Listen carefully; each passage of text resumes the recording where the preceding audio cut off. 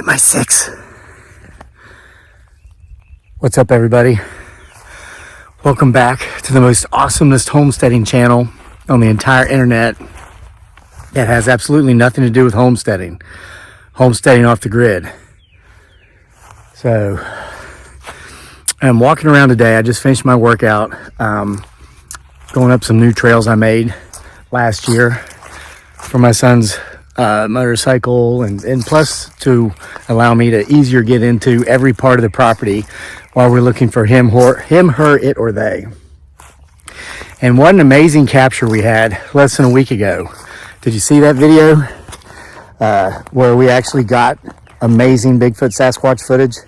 Second time in 5 years we've definitively captured Bigfoot Sasquatch. It's really amazing.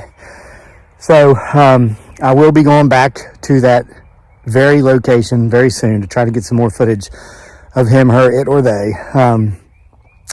I'm like upticking my fitness conditioning levels here, because if that thing would have been any closer than it was the other day when we captured it on film, and had a desire to actually pursue me, I don't think I could have gotten away from it.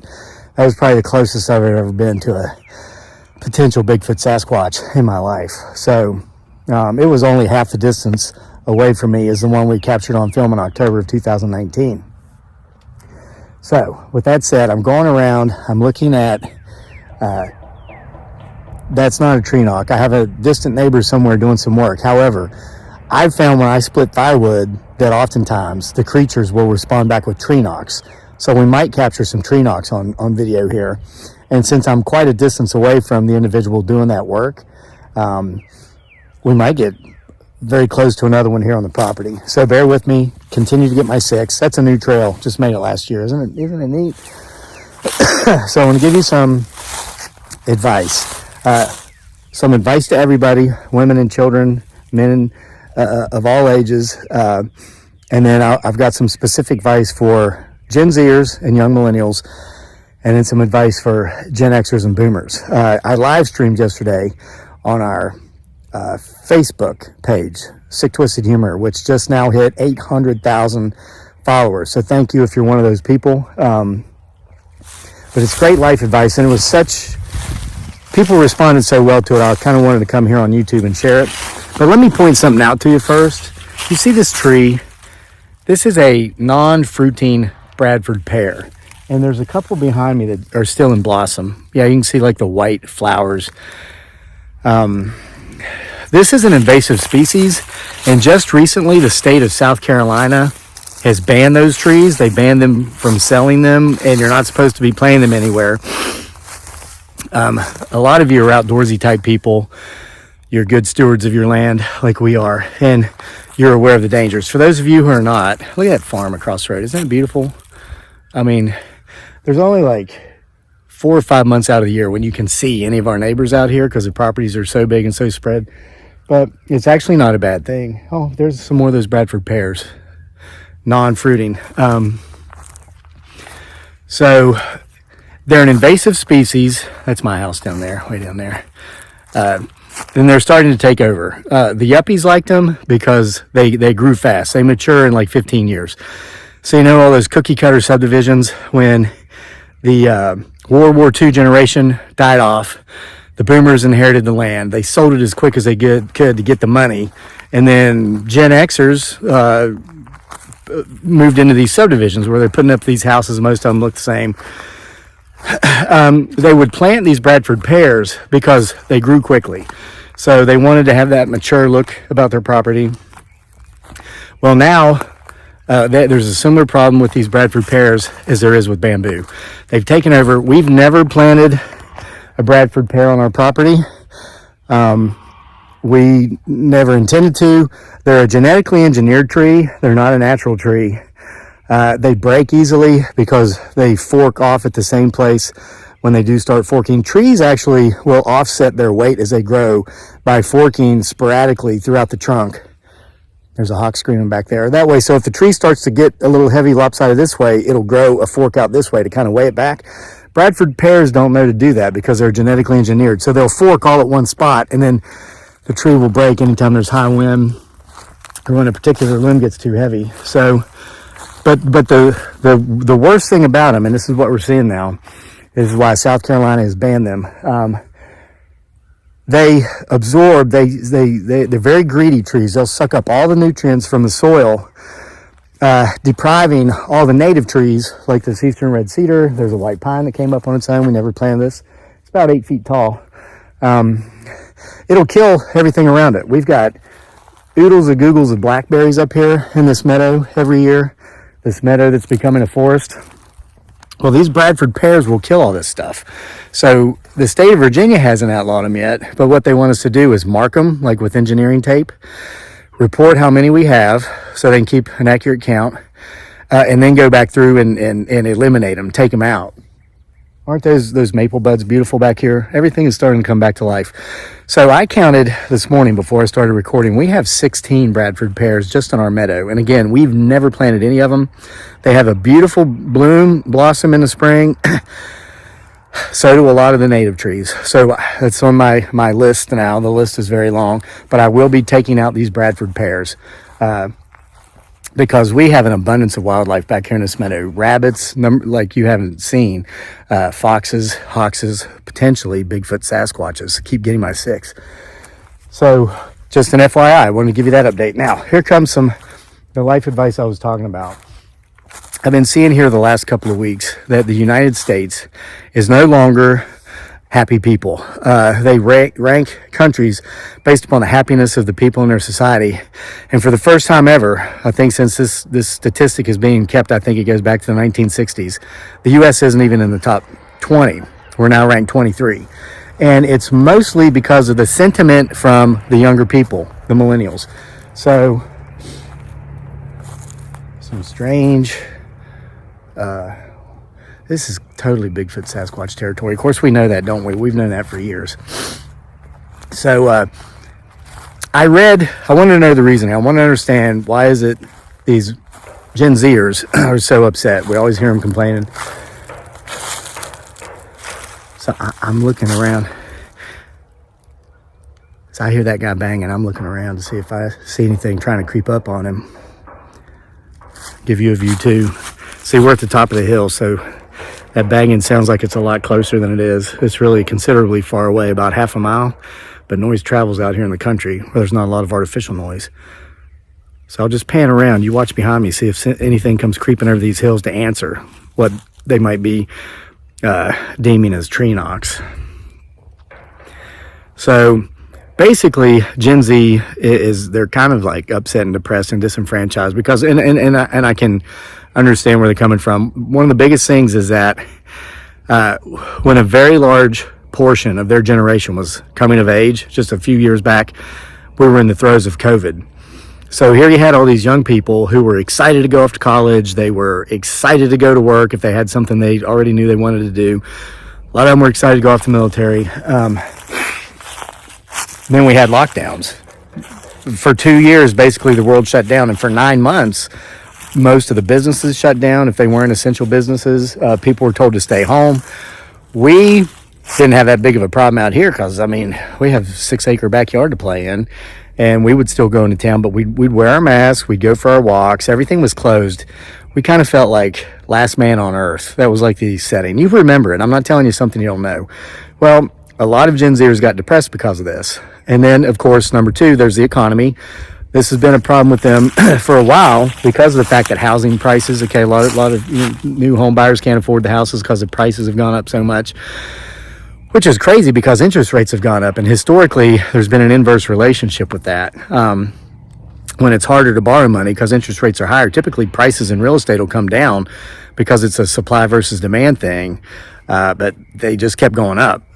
So there's that. And then the economy of the last couple of years especially, we've seen the prices of groceries like triple. It's insane. Let's step over here at the edge of the woods and hunker down a bit. Make sure you can see back there. So I totally get it. So here's my advice to the Gen Zers who are kind of like kind of paralyzed right now in their ability to make life choices or decisions. Listen, no amount of regret or shame or guilt is going to change your past. And now, of course, you have nothing to feel guilty about or remorseful for or ashamed of because of these situations that happened. But no matter how much negative energy you give to the past, you're not going to change it. It's happened, it's done with, it's over, okay? And no matter how much anxiety you have toward the future, no matter how much you fear the future, you're not going to guarantee yourself a more pleasant future just because you're sitting around worrying about it. Did you see that? I saw that. Watch right in the center of the screen. Okay, let me look away. You've just got to take action. So, like, and another reason they're so upset is because of something that I'd never heard this term. They call it doom scrolling. They spend so much time on their gadgets, like their iPhones or Galaxies, scrolling social media. And think about it. Anytime you see like most of the women you see on there, they are like drop dead gorgeous, absolutely sexy. And a lot of those pictures have been AI enhanced. Some of them are AI 100%. So if you're a young woman and that's all you see and you don't look anything like that, that lowers your self-esteem, okay? But the doomsday scrolling thing specifically is all the negativeness on there. Because listen, I've worked in social media for 15 years. And let me tell you, I can come on here and I can talk about, somebody's cat got lost, got stuck in a tree, and some unsuspecting hero came by and saved it.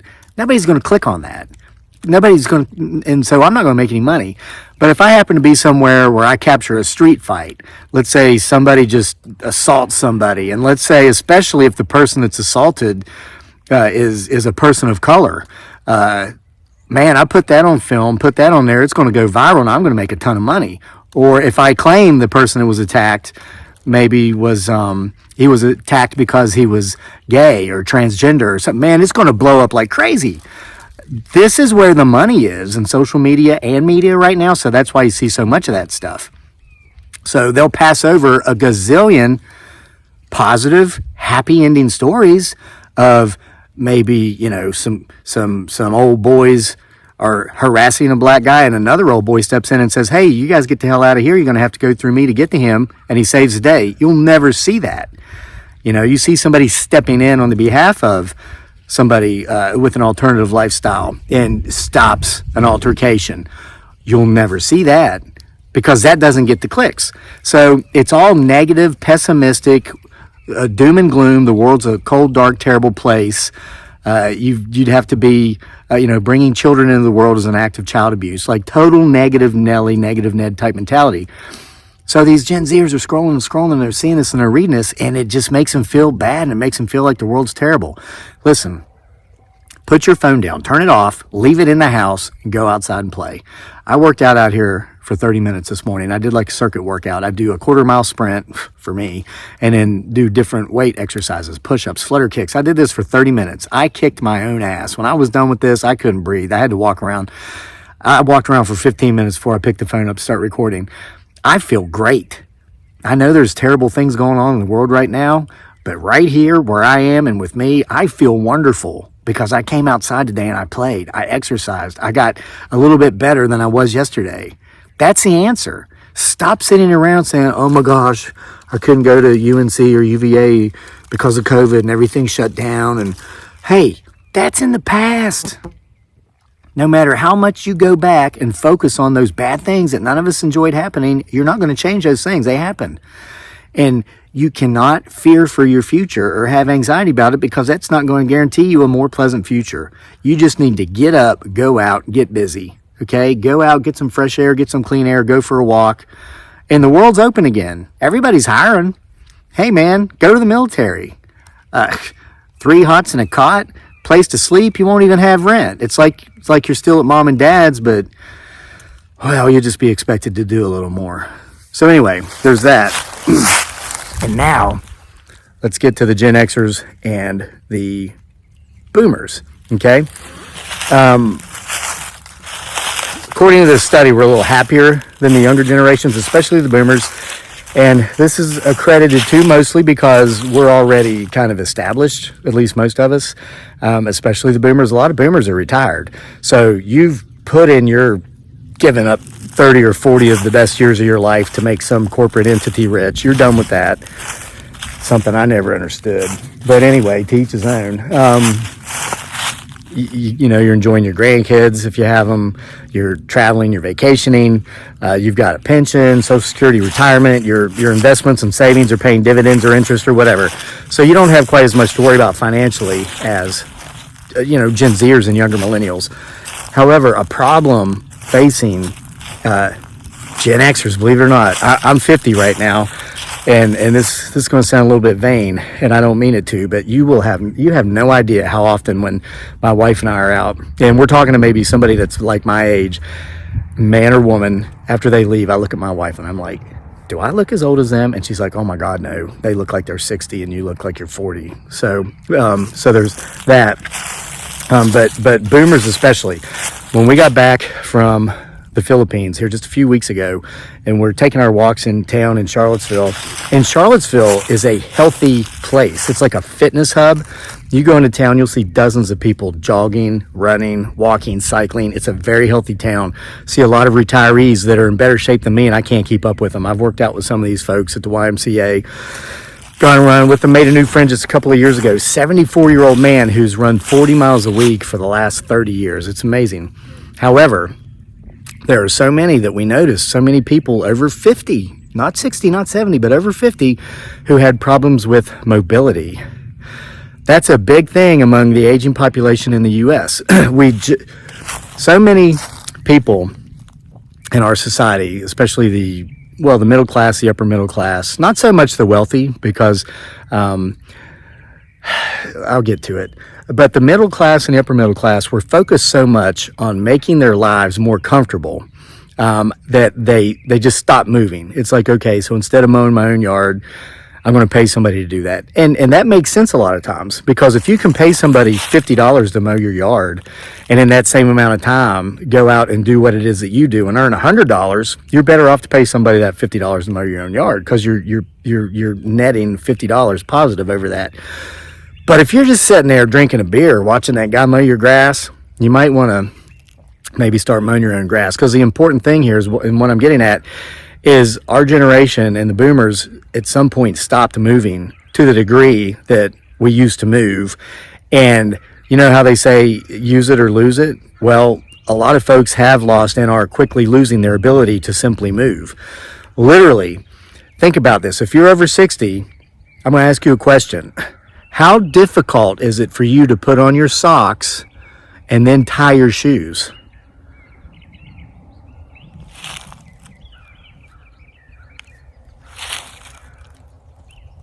I heard a growl. There's a growl. Let me try to get better positioning.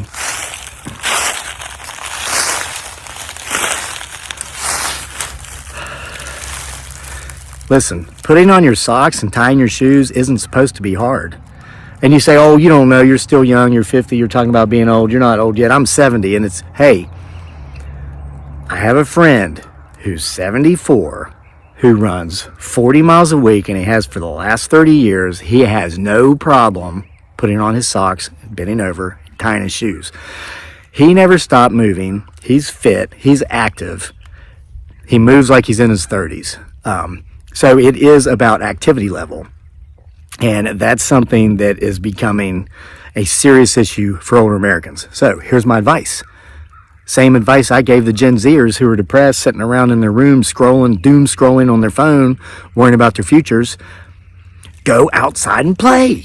Listen, if you don't work out, if you're not fit, there's no way you could come out here and do what I did today. It would literally kill you. Your heart would explode. But if you just started going for walks, short walks, if that's all you can do, then longer walks, and then long walks, and then maybe you start jogging, or maybe you get a bike. In 6 months to a year, you could do exactly what I did out here and do it comfortably, and know your heart would not explode, and you'd feel better than you felt in years. You hear people say, oh, I got this ache, I got that pain. Gosh, I remember when I was young, it felt so good. Oh, youth feels so young or feels so good. No, it's not that youth It wasn't your youth that made you feel good. It was the fact that you were fit and you were healthy, and that's why you felt good. Listen, I get in shape every spring, and I stay in shape until about midwinter. Then I kind of take an off season for January and February. But once I'm fitting in shape, by April, I feel as good as I felt when I was in my 20s. And I'm not over-exaggerating. And I notice a difference in midwinter once I'm taking my off season, and maybe I put on that 15 pounds, 20 pounds, trying to put on my socks. Hey, I stand up and just pull up one leg, 1 foot like this. Got my running tights on. I put on my sock, and I switch legs and put on my sock. But once I've gained that winter blanket, that extra roll there, I have to sit down and do it. And sometimes I have to prop my foot up on the bed, and I'm like, oh my gosh. And that's the sign for me that I need to get active again, and I need to get moving. So, I have a neighbor. I use this as an example a lot. I got 2 guys that live beside me, one over there, one over here. One's in his 50s and one's in his 70s. If you were to put them beside each other and say, okay, which one of these guys is in his 50s and which one is in his 70s, you would totally get it wrong. You would claim that the guy in his 70s, he's like 75 now. You would think he was maybe 56 or 57. The other guy that's maybe 57, 58, you would swear was 75. What's the difference? Is it genetics? No, it's lifestyle. The older guy has been active his entire life. He used to lay stones, used to build stone houses, but he didn't do it to the degree to where he ruined his body, because a lot of that manual labor will ruin you. He knew his limits. He'd work to the limits, but then he wouldn't work over his limits. He actively gardens. He actively walks. He's always outside doing something. He's always moving. The other guy isn't. He's a lazy guy, and he just doesn't do anything. And it shows. So, but the guy, let's look down this way for a while. The guy in his 70s, it looks like he's in his 50s. He told me, because we've talked about it, he says the key is to just keep moving. And he says he's had so many friends throughout the years, through his 50s and his 60s and 70s, they'd give up the best 30 or 40 years of their life to make some corporation rich. And this guy, he's like me. He always worked for himself, because this is the entrepreneurial mentality. If I'm going to spend my time working to generate revenues, it's going to be for me, not some corporation or not some state agency like a school or the courthouse or whatever, because that's my life I'm giving up. That's my time. You better believe I'm going to reap the rewards of it. So that's why I'm a writer. I'm a social media content creator, a professional amateur athlete. So this guy had the same mentality. When he laid stone and when he built houses, he always did it for himself. And he's set because of that. But he said he's had friends that would work. And then when they retired, they'd say, you know what, I'm not going to do nothing for the next year but sit right here in this chair and watch TV. I gave that company, GE or DuPont or whoever, 40 years. I'm going to sit right here in this chair for a year, then I'll get up and figure out what I want to do. Well, he says the problem is they never get back up out of that chair. In just 1 year, somebody of that age, after putting in all that time to work to make someone else rich, they sit down for a year, they can't get back up. I mean, they can stand, but even standing's an effort. Walking any considerable distance, an effort. So the answer, folks, is to just keep moving. And if you are already older and this is already an issue for you, you get out there and you start moving. Hey, it's spring, at least here in the U.S. Start a garden. If you live in an apartment, a condo, and you don't have space, go down to Lowe's and buy some buckets and some potting soil and have a bucket garden. Just something that will get you outside and get you moving. Go to a park to go for a walk. If you live in a safe part of town, go for a walk down your road, down your street. Drive out into the wilderness. Go out somewhere on like a state byway where it's really beautiful and you do have a berm, and just walk out there. If you got a place to park and safely walk along the road, find some trails. But you got to do something, okay? But when we sit around and worry about the past, fear for the future, don't move, become immobile, it doesn't lead to anywhere good. It only leads to bad places. It leads to depression, anxiety. It leads to obesity. There's where we sleigh ride. We weren't here to do that this winter. It leads to diabetes. It leads to a misery. It leads to a miserable life. So don't be like that, okay? So I've yipper-yapped enough here. I got to go in and start doing some other work. Been working on a book for 3 years. I hope to have had finished this past Christmas, but it didn't happen. So maybe by this Christmas. So thanks for being here for another video with the most awesome homesteading channel on the entire internet that has absolutely nothing to do with homesteading. Homesteading off the grid. See you for more next time.